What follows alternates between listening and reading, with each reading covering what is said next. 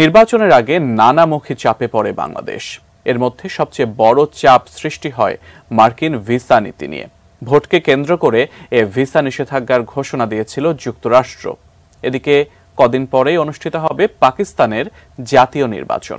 এই নির্বাচন নিয়ে যুক্তরাষ্ট্রের চিন্তা কি?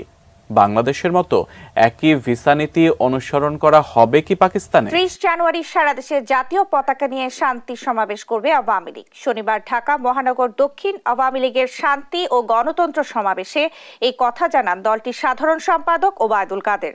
বলেন, রমজানের আগেই দ্রব্যমূল্য কমবে। সমাবেশে কেন্দ্রীয় নেতারা জানান, ভোট বয়কট করায় জনগণই বিএনপিকে বয়কট করেছে। আওয়ামী লীগকে বর্জনের ডাক দিলেন গণ অধিকার পরিষদের সভাপতি নুরুল হক নূর। তিনি বলেন, দেশে এখন সবচেয়ে বড় ভারতীয় পণ্য আওয়ামী লীগ।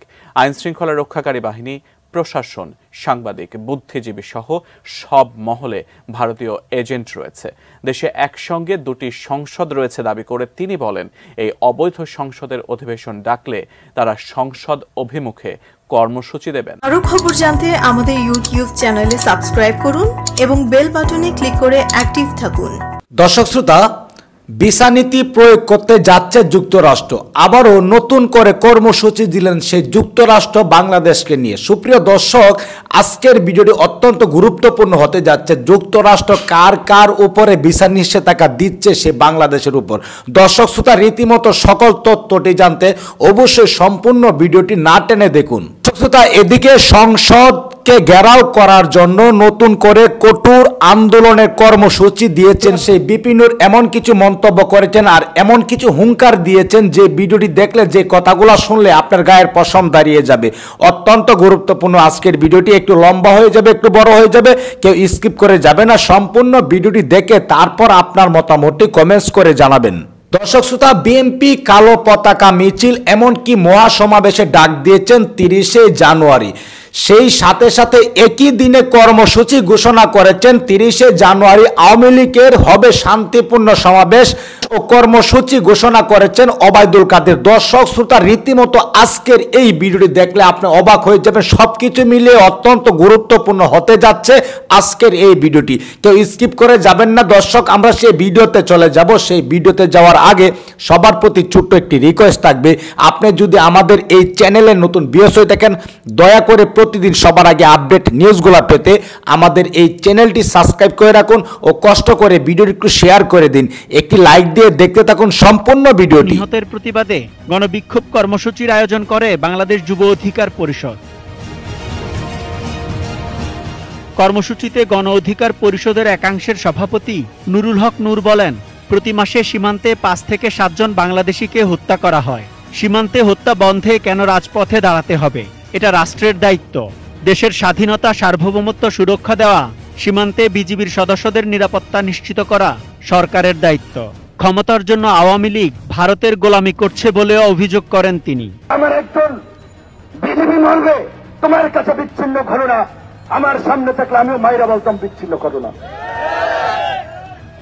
আজকে পুলিশ প্রশাসন সহ সকলকে বলবো, এই ভারতীয় তামিলনাড়ু আওয়ামী সরকারকে সমর্থন দেওয়া বন্ধ করুন। দেশের স্বাধীনতা সার্বভৌমত্ব রক্ষার জন্য এদেরকে হটানো ছাড়া বিকল্প নাই। নূর বলেন, আওয়ামী লীগের নেতারা ভারতের গোলামি করলেও এদেশের মানুষ ভারতের গোলামি করে না। ভারতের জনগণের সঙ্গে এদেশের মানুষের কোনো দ্বন্দ্ব নেই। তবে বাংলাদেশের মানুষের আপত্তি ভারতের শাসকদের পলিসি নিয়ে। দলমত নির্বিশেষে ভারতীয় এই আগ্রাসনের বিরুদ্ধে ঐক্যবদ্ধ হয়ে দেশের স্বাধীনতা ও সার্বভৌমত্ব রক্ষা করতে হবে।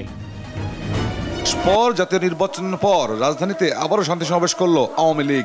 দক্ষিণ আওয়ামী লীগের আয়োজনে বঙ্গবন্ধু এভিনিউতে এই শান্তি সমাবেশ অনুষ্ঠিত হয়। দুপুর থেকে নেতাকর্মীরা দলে দলে এই সমাবেশে অংশ নেন। শুধু দক্ষিণ আওয়ামী লীগের বিভিন্ন ওয়ার্ড, ইউনিট বা থানা নেতৃবৃন্দ নয়, বিভিন্ন সহযোগী অঙ্গ সংগঠনের নেতাকর্মীরা দলে দলে এই সমাবেশে অংশ নেন।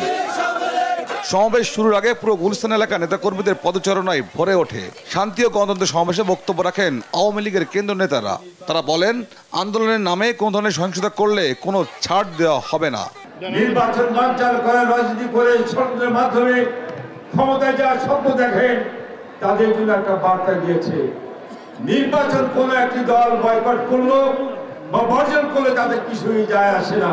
আবার যেহেতু বিশৃঙ্খলা সৃষ্টি করার অপচেষ্টা চালাচ্ছে, তাই আজকের এই শান্তির সমাবেশের ডাক দিয়েছে। দেশে কাউকে অশান্তি সৃষ্টি করতে দেওয়া হবে না। অশান্তি সৃষ্টিকারীদের কালো হাত ভেঙে দেওয়া হবে।